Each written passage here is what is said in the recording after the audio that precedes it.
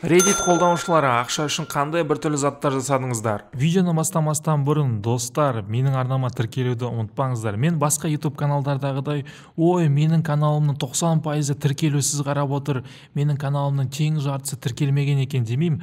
Просто кіріп тіркеліп кетіңіздер. Қызықты видеолардың бәрі алда. Сол себепті осы YouTube арнада бірге болайық. Көп қоқыс жиналып қалған үйлерге барып, құсып, сасып, тазалау жұмыстарын жасадым. Қоқыстардың арасынан қызық бір нәрсе таба алдың ба? Қымбат аудио система бірнеше мың доллар тұрады деп естідім. Мен оны істемей тұрып лақтырып тастайын деп жатқанмын. Сыйлыққа берілген қымбат бұйымды ломбардқа тапсырдым. Бірақ ол ломбардтан жоғалып кетті. Солай өкпем өкінішке толып сыйлықсыз қалдым. Ең обиднысы, мен ол бұйымды тағып та үлгермедім. 1991 жылы мен өз денемді наркотик зерттейтін ғалымдарға 3 аптаға жалға бердім. Олар маған неше түрлі наркотиктерді қабылдаттырып, кешке соған қарсы дәрілер салды. Сосын түн ортасында оятып қан алатын. Осының бәрін 3 апта тоқтаусыз жасайтын. 2000 доллар төледі. 91 жыл үшін бұл өте керемет еді. Жалаңаш суреттерімді сатып ақша таптым. Жақсы нәрсе емес, бірақ ашық қалмадым және аренда ақшасын төлей алдым. Жалаңаш емес, іш киімде қонақтар алдында билеумен ақша таптым. Ақша өте көп төледі, бірақ ұзақ жүре алмадым. Іштей өзімді жек көріп кеттім де жұмыстан шықтым. Ресторанда өте ащы соусты кім жей алады деп бәс тігіліп жатқан. Қатты ақша керек болғасын қатысайын дедім. Олар маған жей алмайды деп көп ақша тігіп жатты. Менің өмірімдегі ең оңай ақша осы болған шығар. Әрине, мен тауысып жеп алдым. Асқазанды зерттеу туралы экспериментке қатыстым. Ол жерге мен аш қарынмен келдім. Дәрігерлер ішіме бір түтікше салып, сол арқылы дәрілерді енгізіп отырды. Сол түтікшемен 6 сағат жаттым. Өте қиын болды. Мен оларға ең болмағанда теледидар қосып беріңдерші деп өтіндім. Бірақ олар тек медициналық видеолары бар каналды қосып қойды. Кешке таман ақшамды төлегесін олар маған кешкі асқа стейк әкелді. Көшенің қуысында адам тонадым. Жұмыссыз және үйсіз қалған кезім еді. 2-3 күн тамақ ішпегесін ашуланып адам тонадым. Әлі өкінем. Түрік наркотик сатушы мені жалға алды. Мен оған ақшасын бермеген қарыз адамдарды ұстап ұруға көмектестім. Ол маған өте көп ақша төлейтін. Барда жұмыс істеп жүргенімде маған фуд фетишке суретке түсуге ұсыныс тастады. Ол жерде мен шешініп немесе басқа да жерлерімді көрсетпедім. Тек менің аяғымның қасына әйелдердің аяқтарының суретін түсіріп алды. Шыны керек, бір түрлі болды. Жалаңаш суреттер сататын жерде тек аяғымның ғана суретін 3 түрлі адам сатып алды. Өзімді бір түрлі сезіндім, бірақ олар жақсы төледі. Интернетте бір адам менің кір іш киімдерімді сатып аламын деді. Ол почтамен емес, жеке өзім апарып бергенімді қалады. Тіпті сол үшін үстіне ақша қосып беремін деп айтты. Маған ақша керек болғасын келістім. Біз алдын ала біраз сөйлестік. Ол маған жақсы адам болып көрінді. Сосын біз супермаркет алдында кездесіп біраз тұрдық. Ол маған ақшасын, мен оған іш киімді бердім. Мені өлтіріп немесе зорлап кетеді деген ой келмеді. Оқуда жүргенімде ақша үшін солай жасап жүрдім. Бір өте бай және әдемі жігіт менің іш киімді сатып алуға келісті. Ол маған өте қымбат іш киімдер сыйлап тұратын. Апта сайын ол менің киілген іш киімді сатып алып жүрді. Мына жерден өте ыңғайсыз және ұят жауаптар күтіп отырсам, мен күйеуім екеуміздің жыныстық қатынас видеомызды саттым. Бірақ ол жерде түрлеріміз көрінбейтін. Сол үшін студия аз ақша төледі. Мен жаңа сыра шығаратындардың зерттеулеріне қатыстым. Мен сыра ішкенім үшін ақша аламын ба деген керемет ой келді. Мен зауытқа барып бірнеше жаңа шыққан сыраларды ішіп баға беріп дәмі туралы айтуым керек болды. Басында қызық көрінді.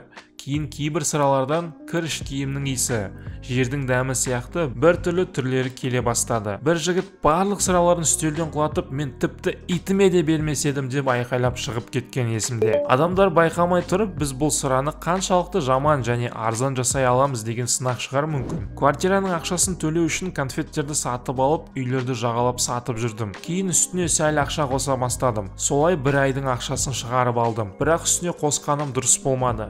Менің досым бөтелкелерге су құйып аниме фестивальге барып сатып жүрді. Менің бір танысым соғыс жылдарындағы медаль қаруларды ұрлап, оны наркотикке айырбастап жүрді. Мен оны кездейсоқ көріп қалдым.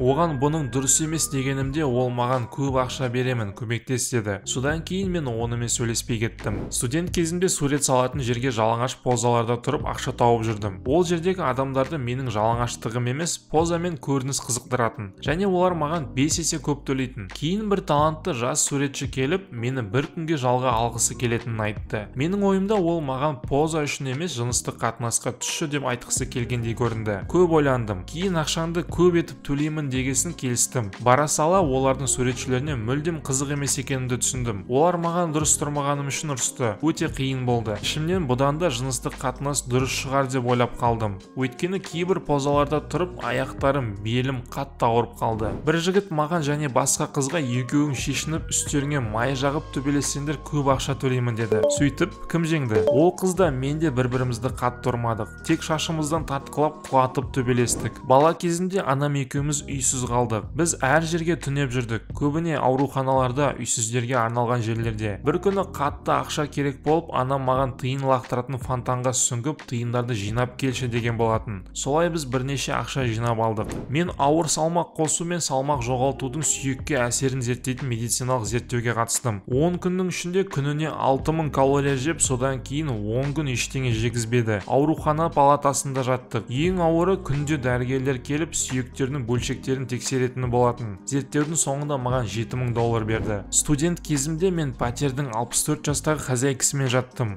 Олай жасамасам қыс ортасында далада қалар едім деп өзімді жұбаттым. Ұйқыны зерттеу туралы экспериментке қатыстым. Біздің үстімізге тоқтарды жалғап қойып 3 күн ұйықтатпады. 3 күн бойы біз ұйқысыз жүрдік. Мен өзімнің 2 күн шыдай алмайтынымды түсіндім.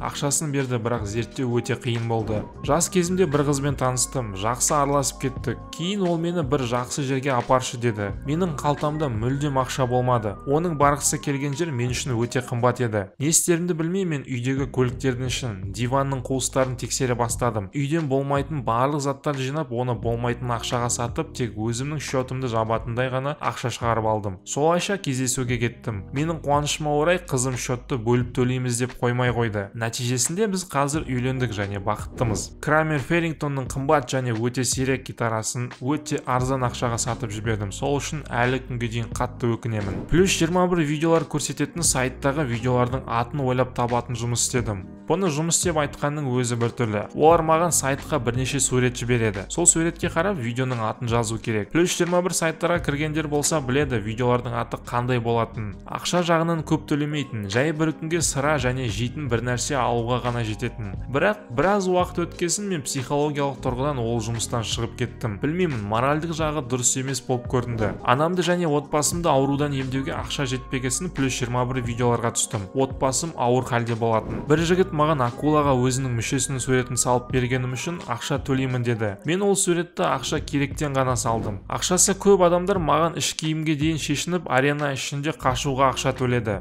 Олар мені қуып жүріп пейнтбол қаруларымен атып құлату керек болған. Олар маған жақсы ақша төледі. Бірақ мен өзімді қатты ұятқа қалғандай сезіндім. Ал сен ақша үшін қандай ыңғайсыз немесе ұят нәрселер істедің? Комментарийға жазуды ұмытпа. Видеоны қарап болсаң, ұнаған болса лайк бас, және де тіркелмеген болсаң біздің арнаға тіркелуді ұмытпа. Және де біздің арнадағы басқа видеоларды қарасаң болады. Бос отырма, ол жерде қызық видеолар көп. Сенің көп уақытыңды алмаймыз. Әр кетсе 3-5 минуттық видеолар қарап шықсаң болады. Керемет қызықты видеолар бар. Және де сол тақырыпқа сәйкес комментарий қалдыратын болсаң, сенің видеоңды дәл осылай видеодан дыбыстап оқитын боламын. Сенің атыңмен әрине. Сол себепті тезірек комментарий қалдырып тіркелуді ұмытпа.